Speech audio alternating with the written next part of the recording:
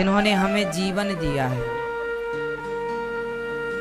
इसलिए हर क्षण भगवान को याद रखिए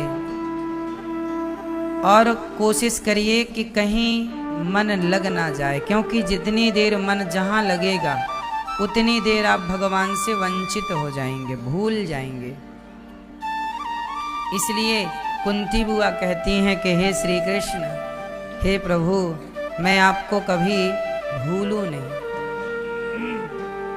हे नाथ, मैं आपको कभी भूलूं नहीं, क्योंकि भगवान को भूल जाना ही सबसे बड़ा दुख है और भगवान को याद रखना ही सबसे बड़ा सुख है। सुखी जानत हूँ अस स्वामी बिसारी, फिर ही ते काहे ना हो ही दुखारी। जानत हूँ अस स्वामी बिसारी, जानते हुए जानबूझ कर भगवान को भूल जाओगे तो दुख नहीं मिलेगा। इसलिए भगवान को ना भुलाओ। अब आप कहो कि क्या करें कि भगवान सदा याद रहें। भगवान को सदा याद रखने का उपाय क्या है? अच्छा ये बताओ, सूर्य भगवान को जल चढ़ाते हो कि नहीं? आप लोग चढ़ाते हो? क्यों चढ़ाते हो? सूर्य भगवान को जल क्यों चढ़ाना चाहिए? क्यों चढ़ाया जाता है? बताओ आप, सूर्य भगवान को जल आप क्यों चढ़ाते हैं?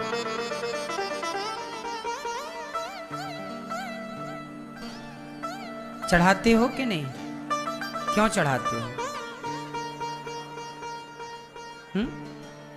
आप बताओ, आप जल चढ़ाते हैं सूर्य भगवान को? क्यों है?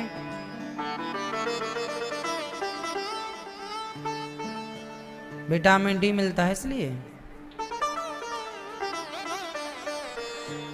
आप क्यों चढ़ाते हैं? जल चढ़ाते हैं क्यों?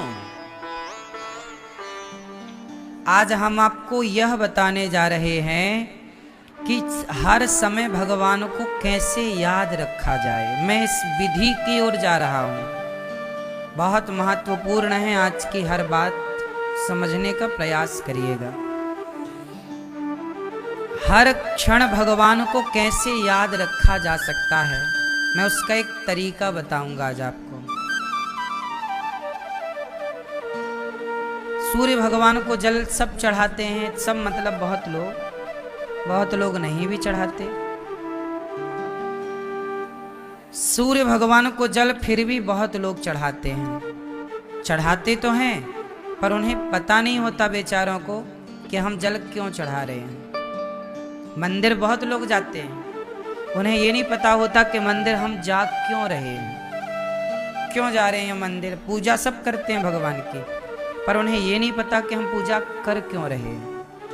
यदि ये पता चल जाए तो कुछ और परिवर्तन हो सकता है। आज वही आपको हम बताएंगे। सूर्य भगवान को जल क्यों चढ़ाते हैं? क्योंकि सूर्य भगवान हमें सब कुछ देते हैं। प्रकाश देते हैं, विटामिन डी देते हैं, किसानों की फसलों को शक्ति से परिपूर्ण वही करते हैं, हमें प्रकाश दे रहे हैं, ऊर्जा दे रहे हैं, सब कुछ वहीं से मिल रहा है। और हम क्या दे रहे हैं? कुछ भी नहीं।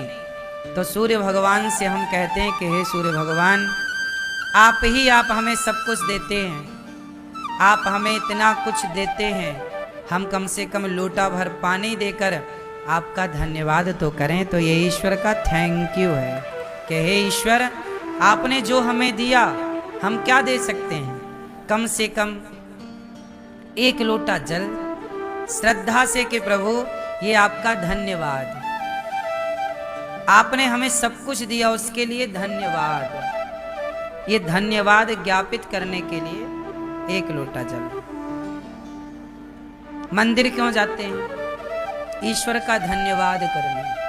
हे ईश्वर, आपने हमें सब कुछ दिया, अभी हमने थोड़ी देर पहले बताया ना कि किसी ने आपको हार दिया, तो याद है कि इसने हार पहनाया है, परंतु भगवान ने तो सब कुछ दिया है। जब हार कोई देता है आपको, कोई वस्तु आप देता है आपको, तो आप क्या कहते? थैंक यू भैया, बहुत बहुत धन्यवाद आपका। ईश्वर को थैंक यू कब बोला? ईश्वर को थैंक यू बोलने वाले बहुत कम हैं। सब लोग ईश्वर से केवल शिकायत करते हैं, हे भगवान तुमने हमें ये नहीं दिया, हे ईश्वर आपने हमें ये नहीं दिया। काश हम लोग शिकायत की जगह ईश्वर का धन्यवाद देने जाते। किसी को बेटा नहीं हो रहा है, माना कि, तो वो सारी जिंदगी ईश्वर को क्या करती है? शिकायत कि तुमने हमें बेटा नहीं दिया, तुमने हमें बेटी नहीं दी, तुमने हमें पैसा नहीं दिया। शिकायत सब लोग करते हैं ईश्वर से, पर जो नहीं मिला उसकी शिकायत तो है, जो मिला है क्या उसका धन्यवाद है? बोलो। जो मिला है ईश्वर की तरफ से उसका धन्यवाद करने वाले लोग कम हैं, जो नहीं मिला उसकी शिकायत करने वाले लोगों की संख्या ज्यादा है।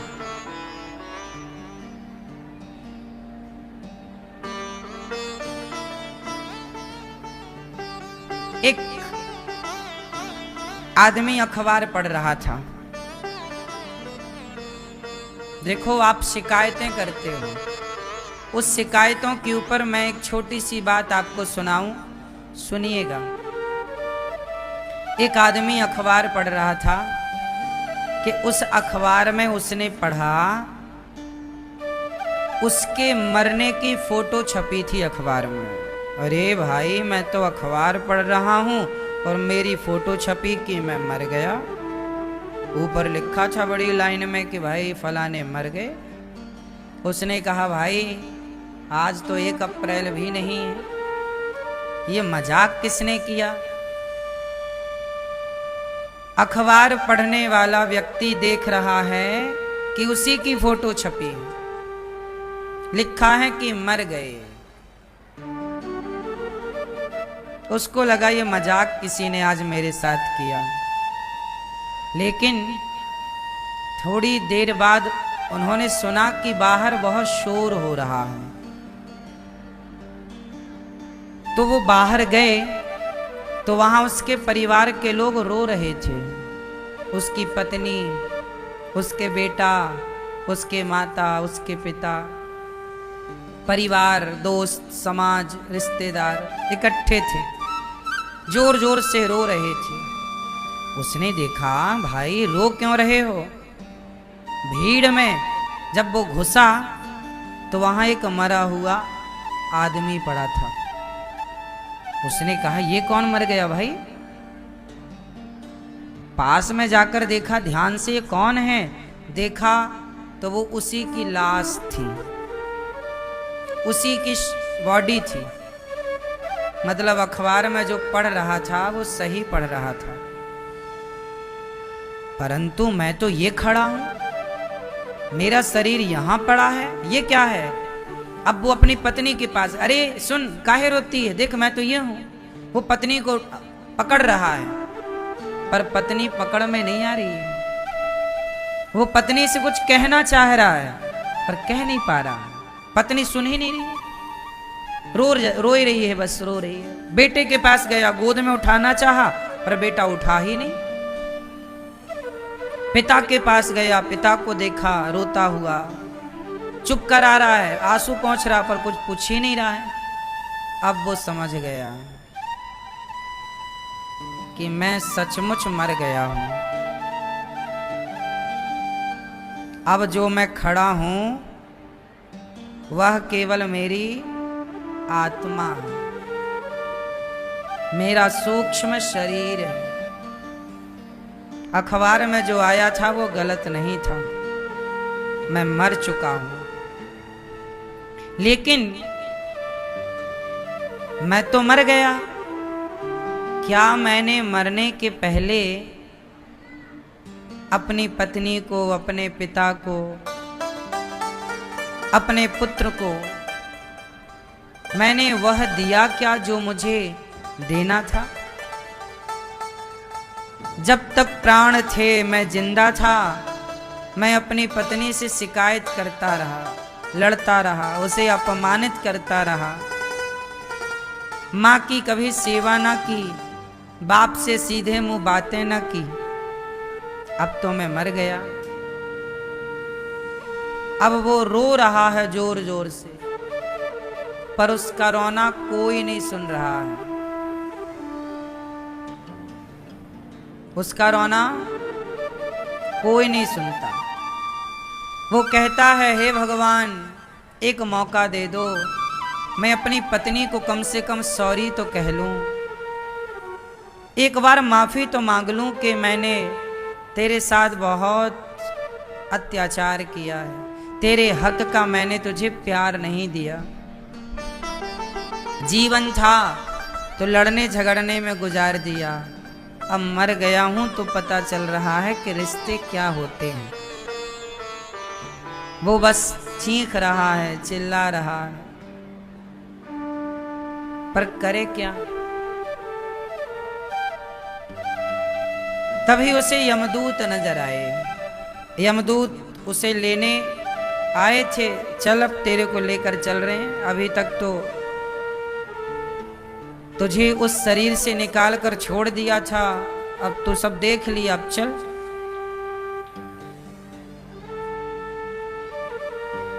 यमराज जी से बोला, हे यमराज जी, हे यमदूतो, हमें बस 1 मिनट का टाइम दे दो।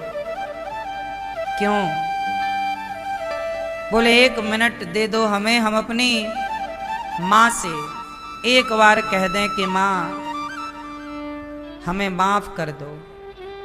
एक बार हम अपने पिता से कह दें कि हमें माफ कर दो। हम माफी भी ना मांग पाए, हम गलतियां करते रहे और अपने को ही सही समझते रहे। इसलिए मैं आप लोगों से एक बात कहूं, रात के रोज सोने से पहले एक बार अपने परिवार के सभी लोगों से क्या सॉरी कह देना संभव है आपके लिए? पूछ रहे हैं हम आपसे। आप अपने पति से सॉरी कह दो, पत्नी से सॉरी कह दो, पिता से क्षमा मांग लो पांव पकड़कर, माता से क्षमा मांग लो पांव पकड़कर, सास से क्षमा मांग लो। अच्छा एक बात बताओ, मैं आपके गाल में एक थप्पड़ मार दूं तो आप सुखी होंगे कि दुखी होंगे? बोलो जोर से। ये मैंने पुण्य किया कि पाप किया? एक थप्पड़ आपके गाल में मैंने मार दिया, पुण्य था कि पाप था? पाप था। क्यों? मैंने बेवजह आपका दिल दुखाया। ऐसे ही जरूरी नहीं है कि थप्पड़ मारने से ही दिल दुखता हो, कई बार कठोर शब्द बोल देने से भी सामने वाले का दिल दुख जाता है।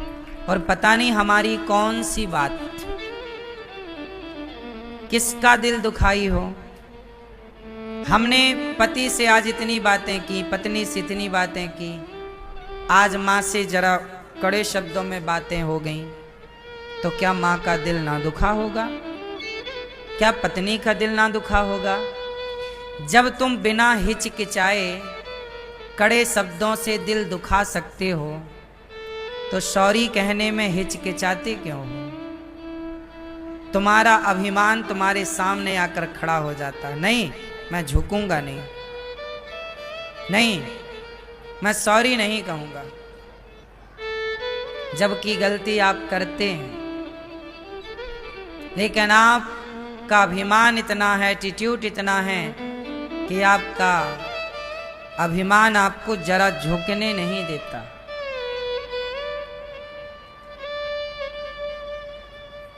मेरी माँ अपने बच्चों को ये संस्कार दो, यही शिक्षा है। स्वभाव कैसा हो?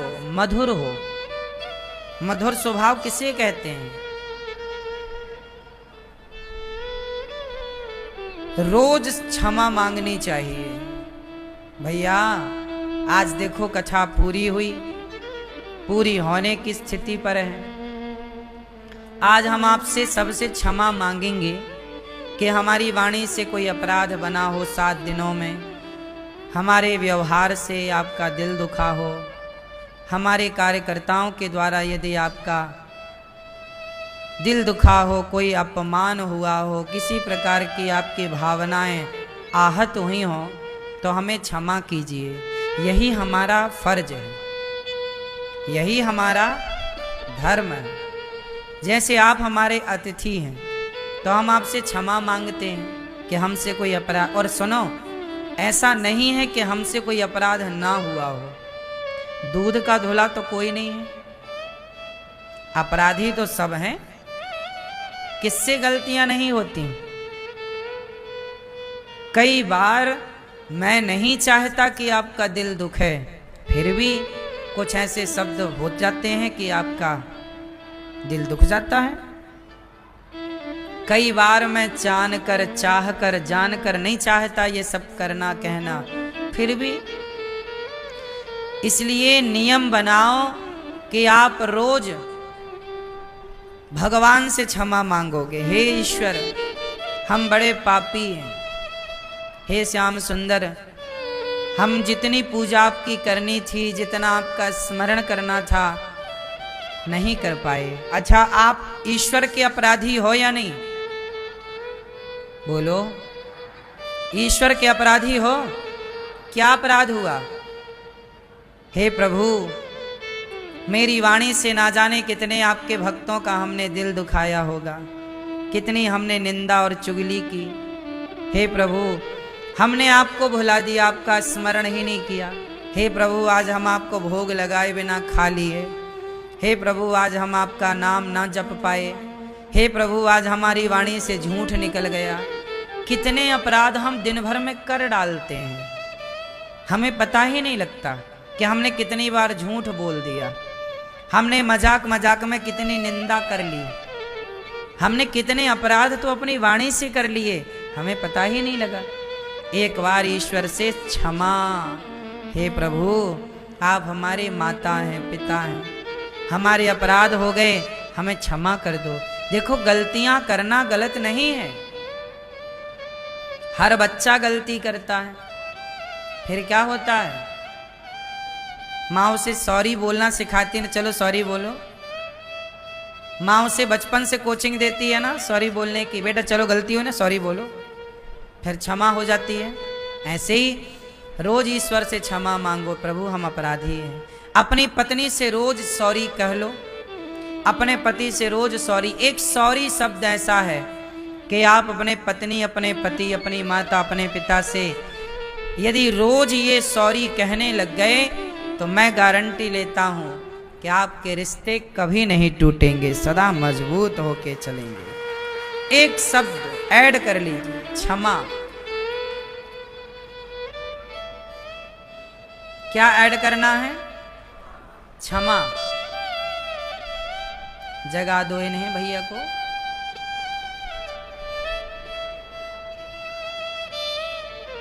क्षमा, सॉरी शक्तिमान। ये अपराध है तो हम क्षमा मांगे। तो आज से आप लोग नियम बनाओ कि हम भगवान से रोज क्षमा मांगेंगे। हे प्रभु, हमारे अपराधों को क्षमा कीजिए। एक तो हम लोग गलती करते हैं, दूसरा हम लोग गलती को स्वीकार नहीं करते, तीसरा हम लोग क्षमा नहीं मांगते। बोलो हाँ। इसलिए आज हम हैं, आज आप हैं, आज हमारे और आपके रिश्ते हैं। इस रिश्ते में पता नहीं आज आप लोग हैं, आप में से कौन कल होगा कि नहीं होगा। क्यों जी, बात सही है। आज हम लोग यहां बैठे हैं, अब इस तरह से हम लोग यहां कब बैठेंगे, क्या आप बता सकते हैं? ये समय जा रहा है, ये समय लौट कर कब आएगा? कभी नहीं। अब जो समय आएगा वो एक नया समय होगा। जो बीत गया सो बीत गया। इसलिए जब वो आदमी अपनी पत्नी को छूने लगा तो उसे पत्नी पकड़ में ही नहीं आई, क्योंकि वो आत्मा था, सूक्ष्म शरीर था। यही हालत हम सबकी है। ये छोटी सी कहानी आपको केवल इसलिए कि आप ये जान लें कि ईश्वर का धन्यवाद। सूर्य भगवान को जल चढ़ाते हैं ना, धन्यवाद। पत्नी का धन्यवाद करना चाहिए कि केवल शिकायत करनी चाहिए, तुम ऐसी हो, तुम वैसी हो, तुम ऐसी। पति का धन्यवाद, केवल शिकायत करनी चाहिए। अच्छे अच्छे शब्द भी हैं पत्नी के लिए। आप अपनी पत्नी की तारीफ करते हो? हाँ या ना? कभी कभी के रोज। आपकी पत्नी आपकी तारीफ करती है?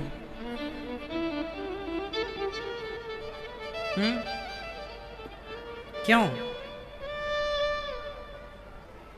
रिश्तों में क्या चाहिए? एक दूसरे का ख्याल। आप में बहुत सारी कमियां हैं, पर हम आपसे प्रेम करते हैं तो हम आपकी कमियां नहीं देखेंगे। जो हमारी कमी देखते हैं ना, वो हमसे प्रेम नहीं करते, वो हमसे ईर्ष्या करते हैं। जो ईर्ष्या करते हैं उन्हें हमारी कमियां नजर आती हैं। लेकिन एक बात और है कि माँ भी बच्चे की कमी बताती है। वो इसलिए बताती है कि सुधार लो। अच्छा एक बात बताओ, आप यदि हमसे कहें कि अनिरुद्धाचार्य जी आपके अंदर ये कमी है, तो आप हमसे प्रेम करते हैं क्योंकि हमारे मुंह के सामने, हमारे सामने आपने बताया कि आप में ये कमी है। लेकिन आपने हमसे तो कहा नहीं कि आप ये कमी सुधार लो, लेकिन आपने लोगों से कहा कि अरे अनिरुद्धाचार्य जी में तो ये कमी है। इसका मतलब आप हमारे शुभ चिंतक नहीं हैं। आप हमारे शुभ चिंतक तब हैं जब हमारी कमी हमारे सामने कहें, हमारे मुंह पे कहें। जैसे माँ मुंह पे कहती है बेटे को, बेटा ये तेरी कमी है, बेटी को मारती है, डांटती है। पीठ पीछे माँ थोड़ी जाके पड़ोसन को बताती है कि मेरी बेटी में ये कमी है। माँ थोड़ी जाके पड़ोसन को बताती है कि मेरे बेटे में ये कमी है। सामने बोलती है। इसलिए जो सामने बोले तुम्हारी कमी वो तुम्हारा शुभ चिंतक है, और जो तुम्हारे पीठ पीछे बताए वो तुम्हारा शत्रु, वो तुम्हारा निंदक है। पर हमारे यहाँ ये भी कहते निंदक नियरे राखिए, आंगन कुटी छवाए, बिन साबुन पानी बिन निर्मल करत स्वभाव। लेकिन आप बस इतनी सी बात समझो कि आप रिश्तों को जानो। देखो कमियां सब में होती हैं। अब देखना क्या है हमें, आप लोग 7 दिन के लिए आए यहाँ पर। यदि हम आपकी कमियां देखने बैठते तो हमें क्या मिलता, हम क्या पाते, हमारा फायदा क्या होता? आप हमारी कमियां देखने बैठो तो आपका क्या फायदा है? मिले हैं हम 7 दिनों के लिए, तो इन 7 दिनों में हम एक दूसरे के साथ अच्छे से रहें, एक दूसरे का ख्याल रखें, एक दूसरे के काम आए। क्योंकि कमियां किस में नहीं है? उसका नाम बता दो जिसमें कमियां ना हो। बताओ नाम।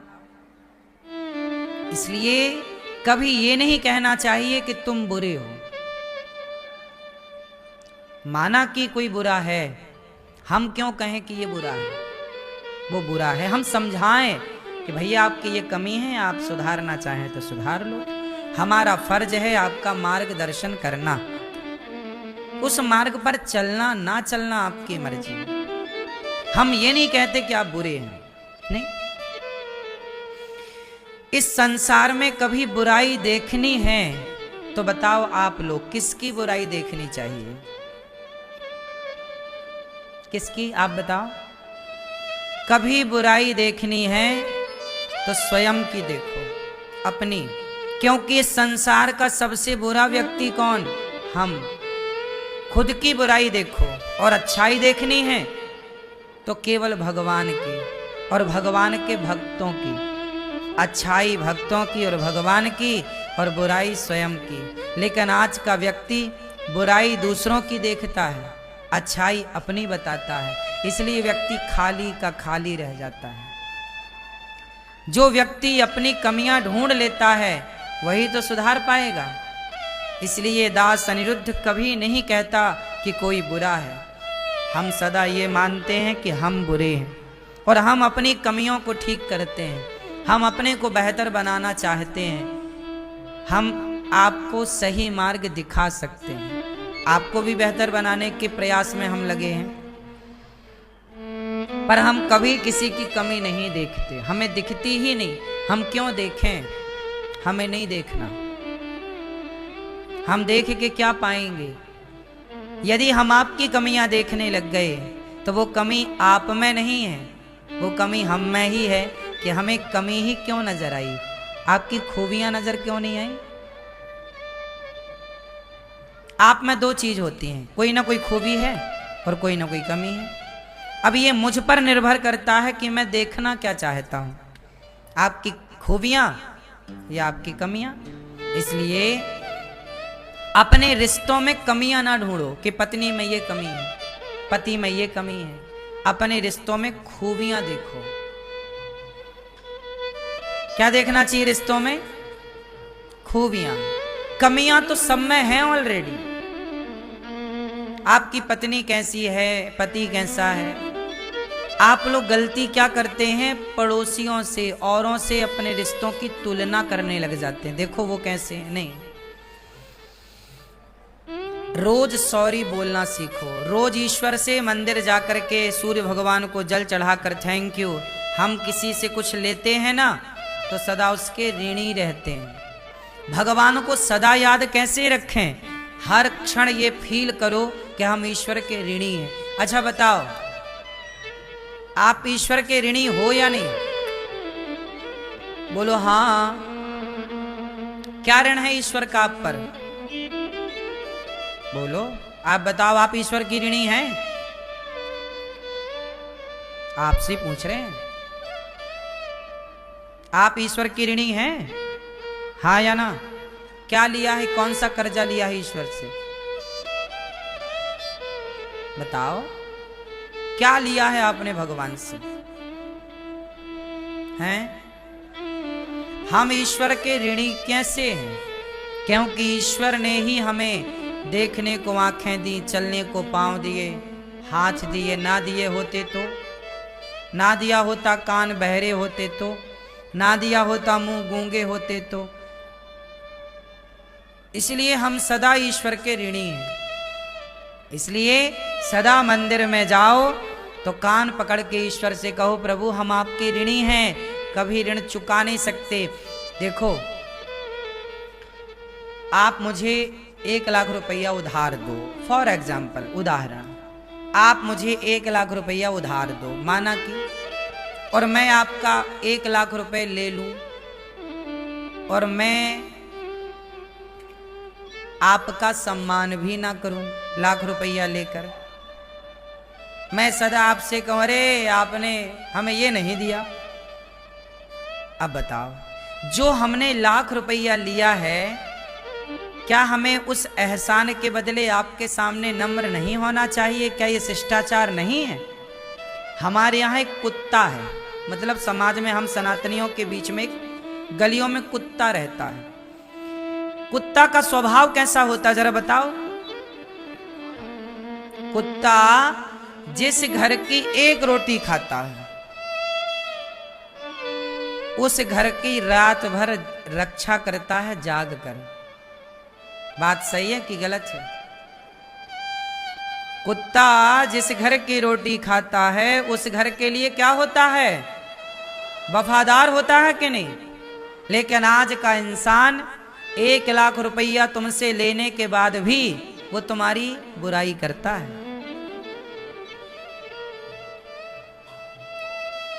1,00,000 रुपया तुमने जरूरत में, तुमने मुसीबत में सामने वाले को दिया और वो बाद में जाके तुम्हारी बुराई कर रहा और मौका मिलने में तुम्हारा नुकसान और करना चाह रहा है।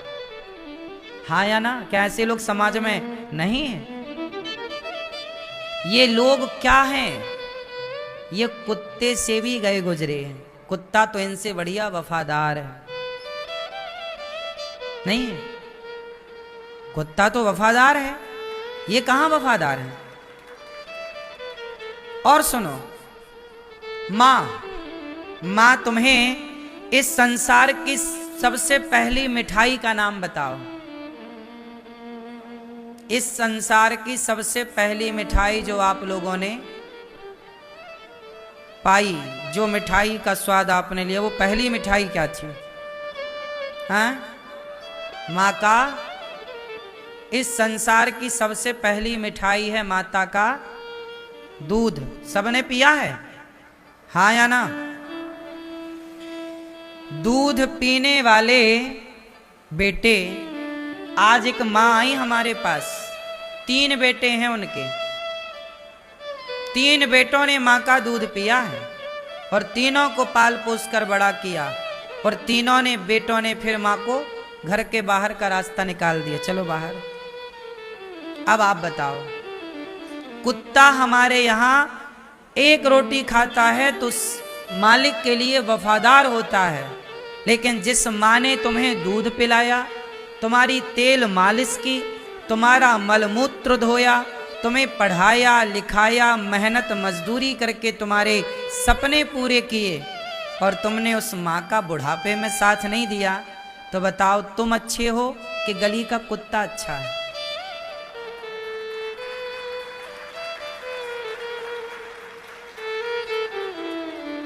आज का इंसान कहाँ रहा साहब? ये जानवर से भी बदतर है। ये जानवर से भी बदतर है। बना बड़ा इंसान है जी, हम बड़े पढ़े लिखे हैं, पर है बदतर। इसलिए मैं आप लोगों से कहता हूं कि जमाना कितना भी बदतर हो जाए, आप लोग मत बनिएगा जमाने की तरह, क्योंकि ये धरती यदि टिकी है ना तो 99 बेईमानों के बल पर नहीं, आप जैसे अच्छे सच्चे एक व्यक्ति के बल पर यह धरती टिकी है। एक व्यक्ति मतलब 1%।